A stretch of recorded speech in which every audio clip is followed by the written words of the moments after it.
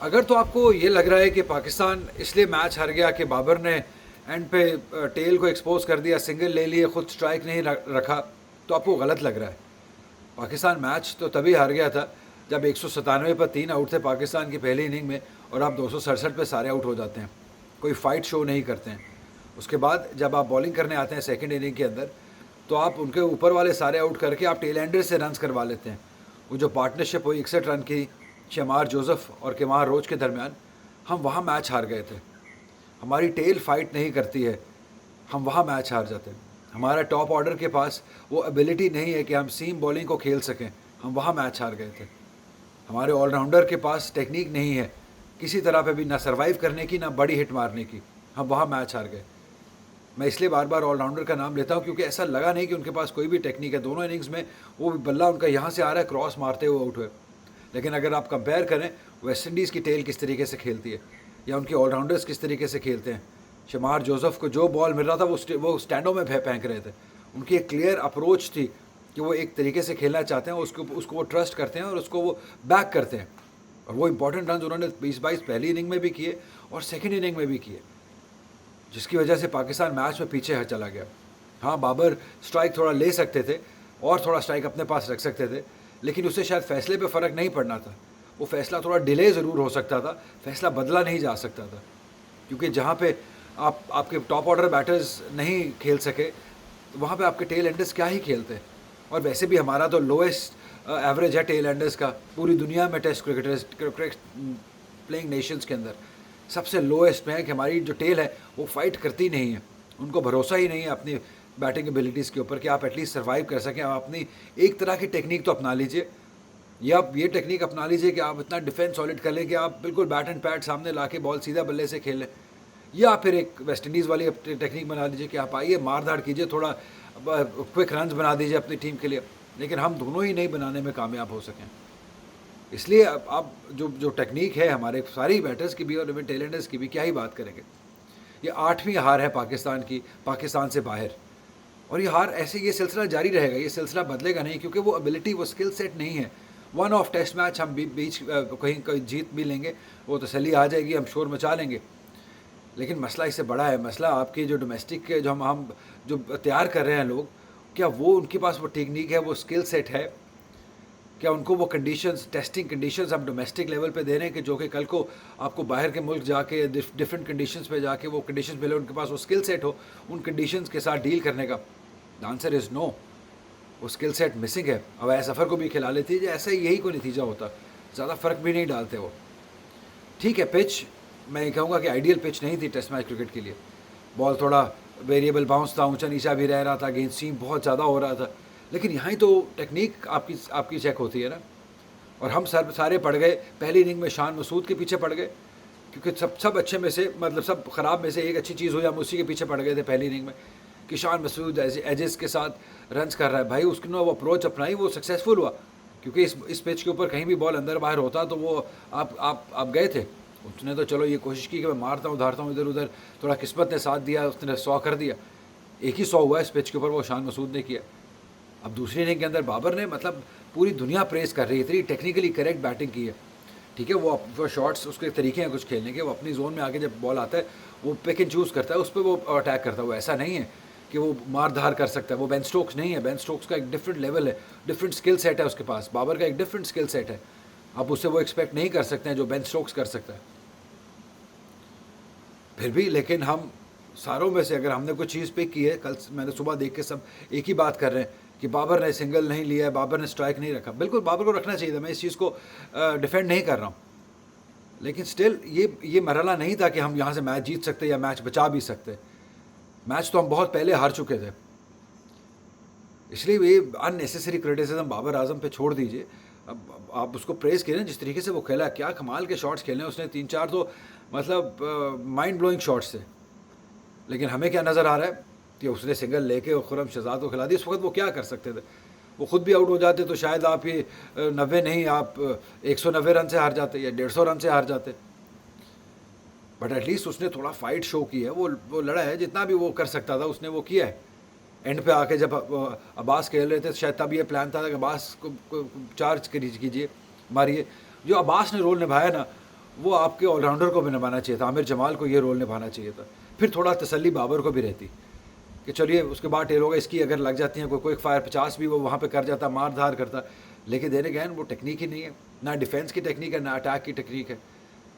ये बहुत alarming situation है पाकिस्तान की टेस्ट मैच क्रिकेट के लिए, क्योंकि हम इससे पहले भी फास्ट बॉलर्स से हारे, इधर भी हम हार गए। चलिए ये कंडीशंस तो बहुत मुश्किल थी, इसके ऊपर भी शायद वेस्ट इंडीज़ क्रिकेट को, आईसीसी क्रिकेट को थोड़ा नोटिस लेना चाहिए कि टेस्ट मैच क्रिकेट के लिए उस तरह की पिच नहीं है,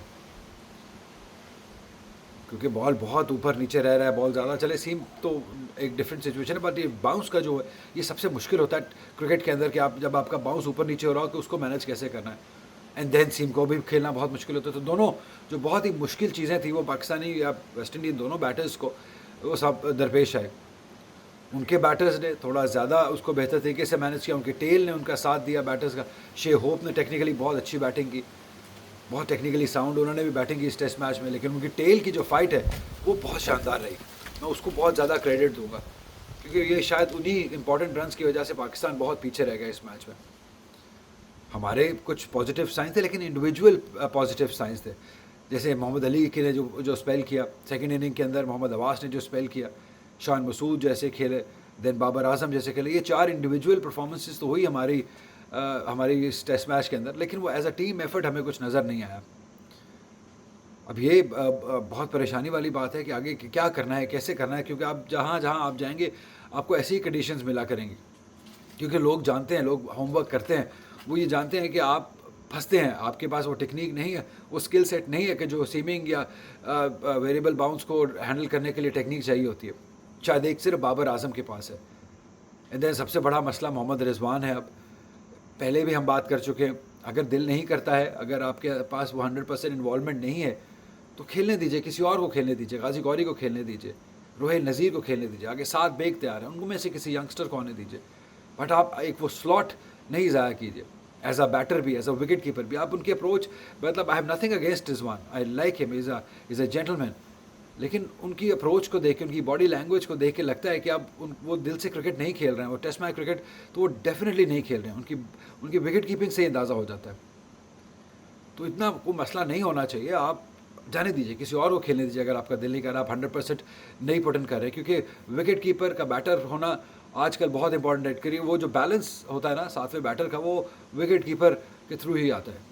और अगर आप इस तरह से खेलते रहेंगे, जो मतलब थोड़ा बहुत वियर्ड लगता है, बहुत शर्म लगता है जिस तरह वो कभी कभी खेलते हैं टेस्टिंग कंडीशंस के अंदर, फिर ये सोचने में मजबूर कर देते हैं कि यार ये आपका स्टैंडर्ड है कि आपके जो इतना प्राइम बैटर है जिसने इतना नाम बना लिया है, कि उसकी ये टेक्निक है जो जैसे वो आउट होते हैं, मतलब हम सब जानते हैं, जैसे वो लटक जाते हैं, जैसे उनकी वो ना डिफेंस नज़र आता है ना अटैक नज़र आता है उनके अप्रोच में। तो देयर इज़ नथिंग रॉन्ग कि आप शायद स्टेप डाउन भी कर सकते हैं, आप खेलने दीजिए गाजी गौरी को, वहाँ पे मौजूद हैं वो। और शायद ये जो फार्मूला है 5 बॉलर्स का इतना काम भी नहीं आएगा, एडेड बैटर वैसे हो भी जाता तो कोई ख़ास फ़र्क नहीं पड़ना था इन कंडीशंस के ऊपर, क्योंकि मैं बहुत स्ट्रॉन्ग बिलीवर हूँ कि एक टीम का पता तब चलता है जब आपकी जो टेल है वो फाइट करती है, वो लड़ती है, वो खाती है बॉल, अपने बाजुओं पे खाती है, अपनी वक्खियाँ खाते हैं, हेलमेटों पे खाते हैं, बट वो डटे रहते हैं, वो लड़ते रहते हैं, वो डिफेंस अपना करते रहते हैं। यहाँ पे अली उस्मान 7वें स्टंप पे बॉल है, वहाँ से ड्राइव करने चले गए, आमिर जमाल का अंदर आधा वाला बॉल तो बीच में से ऑन मारने चले गए और आउट हो गए। इसी तरीके से बाकी भी, खुरम शहजाद भी।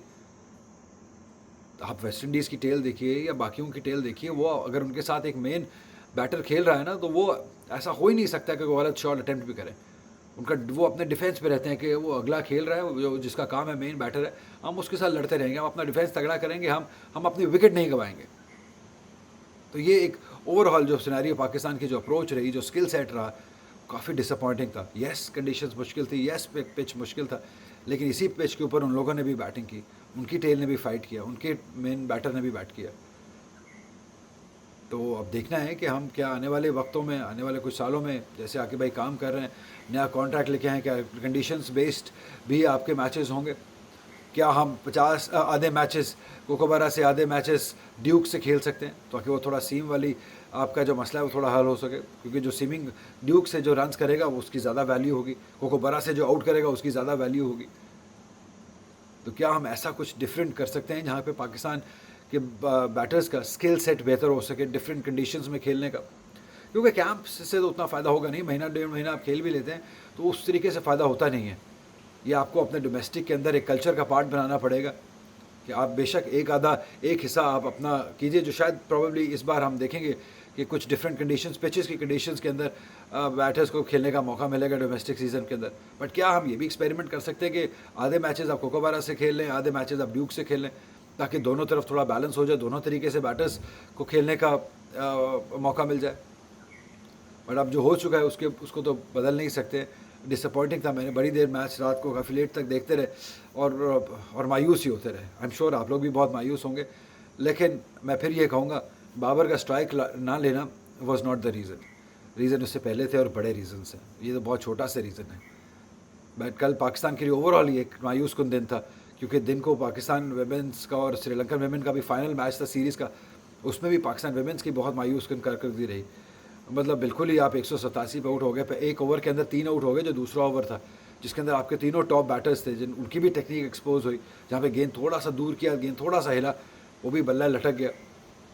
उसमें सदफ शम्स हैं, उसमें सिद्रा अमीन है, उसमें आयशा जफर है, 3 मेन बैटर्स जो आपकी इस टूर के ऊपर है। उसके बाद पार्टनरशिप ज़रूर लगी, लेकिन वो पार्टनरशिप भी सेट होकर आउट होते रहे, 40-45 बना के आउट होते रहे। क्योंकि चले ज़ीरो वाले का तो मैं मान सकता हूँ कि कभी कभी आप सेट नहीं होते, आपके पाँव उस तरह नहीं चल रहे होते और आप आउट हो जाते हैं, लेकिन उनका क्या करना है जो 35-40 बना के आउट हो जाते हैं, वो ज़्यादा बड़ा मुश्किल है, वो ज़्यादा बड़ा क्राइम है कि आप सेट होके आउट हो गए। उसके अंदर गुलफिरोज़ा भी हैं, मुनीबा भी हैं, फातिमा सारा भी हैं, तीनों सेट होके आउट हो गए। जब और उधर भी वही मसला है, टेल ने बिल्कुल साथ नहीं दिया। एक टाइम आया था फातिमा सना अच्छा खेल रही थी, इसमें कोई दो राय नहीं है, लेकिन उनके साथ आपकी टेल आ रही है, मार रही हैं, आ रहे हैं, मार रहे हैं और अपनी विकेट गंवा रहे हैं।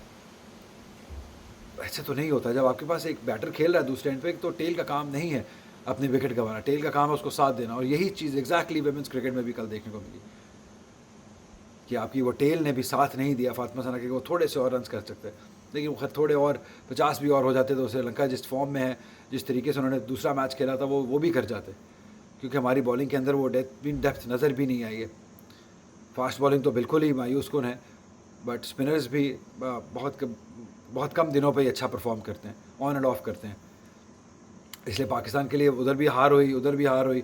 अब यहाँ से अब हैमन टूटा से अब आगे दम्बोला जाएंगे, जहाँ पे T20s खेलने हैं, और वो तो बिल्कुल ही नई साइड है, क्योंकि उसमें तो बिल्कुल कैप्टन फातिमा सना भी नहीं है, क्योंकि वो नेशनल ड्यूटी छोड़ के आप लीग खेलने जा रही हैं, which is a good sign. चले, उनको एक्सपोजर मिलेगा, बट नेशनल ड्यूटी यहाँ पे रीवैम्प हो रही है। पाकिस्तान की क्रिकेट मुश्किलात से गुजर रही है, नए लड़कियाँ आई हैं, 8 नए प्लेयर्स हैं, उनका भी तो ख्याल करना है, उनको भी तो लीड करना है।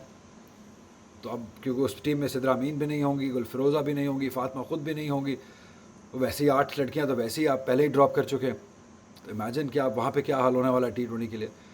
बट आई होप कि वो नई लड़कियाँ इस अपॉर्चुनिटी से को अवेल करें, अपना नाम बनाएं, अपनी टीम में जगह बनाएं, क्योंकि अब देखना होगा कि वो किन रिकॉर्ड से उनको सेलेक्ट किया गया, क्या उनका डोमेस्टिक रिकॉर्ड है, क्या परफॉर्मेंसेस हैं जिनसे वो सेलेक्ट होकर यहाँ पे आई हैं। ये भी तो देखना है कि उनके पीछे क्या है, ताकि उनको जज अगर कोई कर रहा है तो वो पीछे परफॉर्मेंसेस क्या हैं जिसके ऊपर वो इस टीम में आई हैं, और उनको फिर हमने जज भी उसी तरीके से करना है, या for the sake of drop करने के लिए तो आप उनको नहीं ले आए, ये भी देखने वाला पॉइंट है। बट वो जब आएंगे, I wish them all the best, कि वो जब आए वो खेलें और इम्प्रेस करें, अपनी टीम में जगह बनाएं, क्योंकि मौका है इस वक्त। तो बस यही ओवरऑल एक डिसअपॉइंटिंग मॉर्निंग हुई कल। तो दोनों मैचेस देख के बस अभी हैमन टूटा से सफ़र होगा हमारा भी दम्बोला की जानिब, जहाँ पे हम परसों जो पहला मैच खेला जाएगा T20, उसको कवर करेंगे।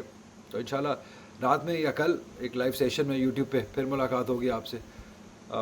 डिसअपॉइंटेड हो, क्या कर सकते हैं, यही पाकिस्तान की क्रिकेट है। Take care.